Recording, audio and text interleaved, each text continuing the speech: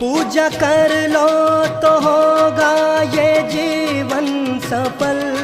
पाप धो देता है गंगा मैया का जल।